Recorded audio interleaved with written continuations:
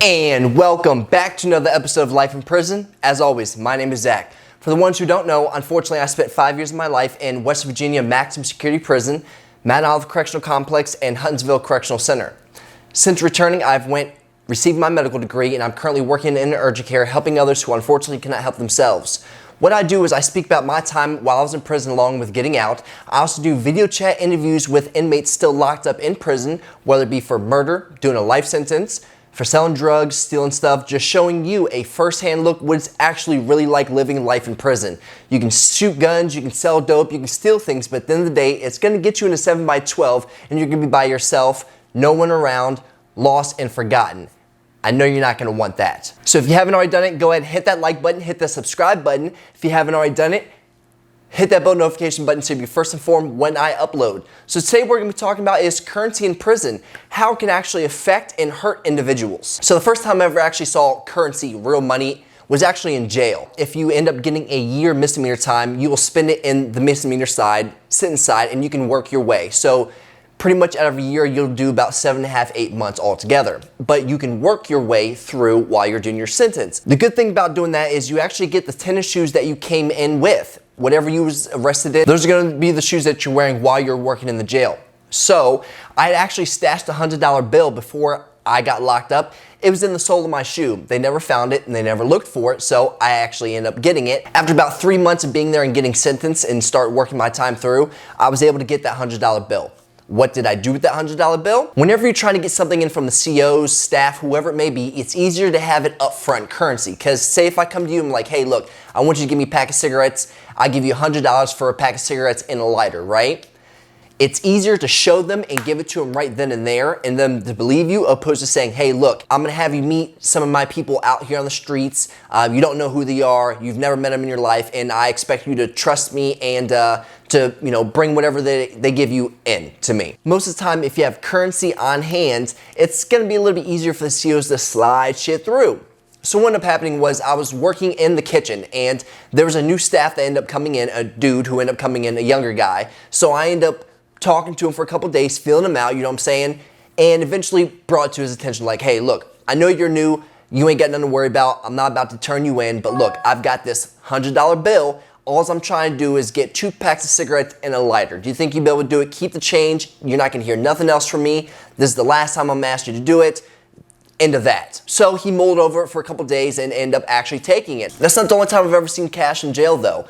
On the misdemeanor side, you've got dudes coming in all the time, going in, going out. So sometimes there's a good bit of cash flow coming into the jails. A lot of the time that can help out. You know what I'm saying? If you're trying to move things around, you're trying to get something, having cash is key. But then trying to get that cash out to your people, you're gonna have to mail it out. Or back then they used to have, visitation where you could actually touch and hug your family members. They don't do that anymore. It's all over the phone now with video chats. So back then it was a little bit easier trying to haul the cash out of jail after you've already accumulated it. Now in prison it's a little bit different just because if you're in a lower classification prison, if you have the capability of going out and doing work release stuff, then obviously having money isn't that far-fetched. Some of these places you actually get regular jobs and work and you get a paycheck. But whenever you start getting up to medium, maximum, and supermax security prisons, there's no way that there's gonna be cash coming in. So whenever it gets in there, it's gonna be floating around there until it gets out. It's a little bit harder seeing it. There's a couple times that I've also had cash up at Huntsville. Having money is one thing. Being able to spend it and get rid of it is a whole different thing. I sat on a $100 bill for well over 7 months before just because there wasn't anybody staff-wise that I felt comfortable going up to like, hey, look, I've got $100. As you well know, I'm not a snitch or a rat, but I'm trying to get yada, yada, yada in, right?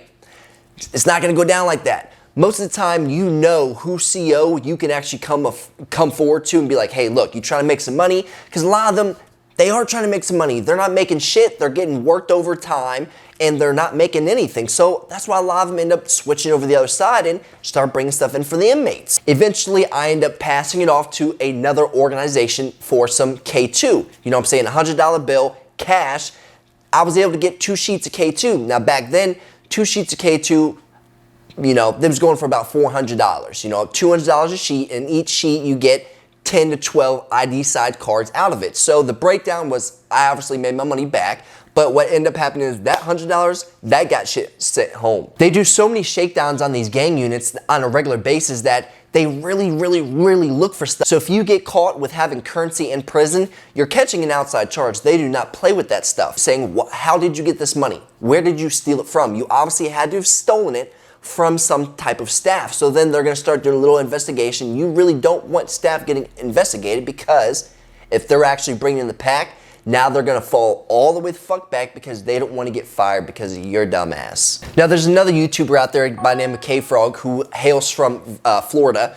He did a bunch of time in Florida prisons, and I've talked about him on my channel before because he's one of the only YouTubers that I've seen that had a cell phone during his bid, and he filmed a lot of content. So in those videos they showed, he's got big wads of $100 bills, he's got cash. Problem is, having that much cash, unless you're able to do stuff with it, then it's literally just, it's pointless pieces of paper in prison that you can get in trouble for. There's plenty of dudes that I had seen with racks, like thousands of dollars, but it was literally just sitting there in prison for no reason.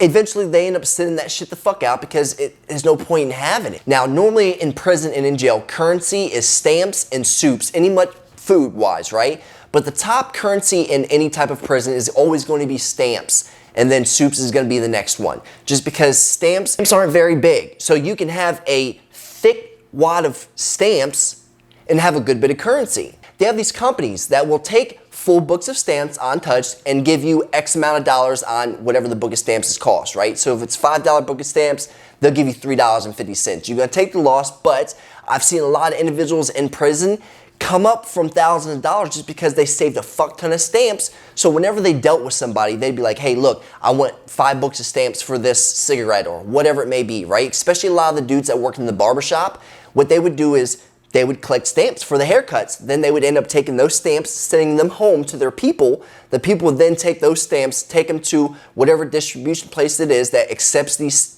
stamps of books and give them money in return. Now I know a lot of people that watch my videos have not been to prison or jail, but for the ones that have, is anybody out there, have you ever been incarcerated, regardless if it's jail or prison? How much money have you guys seen at once? Have you seen guys with racks of hundreds, racks of 50s, a bunch of 20s? And how long did they end up keeping it for? Did they get busted? Go ahead and put it down there in the comment section. Thanks for watching, always showing all the support that you guys can give. I greatly appreciate you guys continuously watching my videos and hope you keep enjoying watching my videos. Say it was just a short video on currency in prison. It can get dangerous, but then again, it can also keep people alive and keep food in their boxes while they're incarcerated. Go ahead and hit the subscribe button, hit that bell notification button so you'll be first informed when I upload. As always, guys, I send my utmost level of respect. Keep pushing positivity. I hope you guys come back for more. We gone.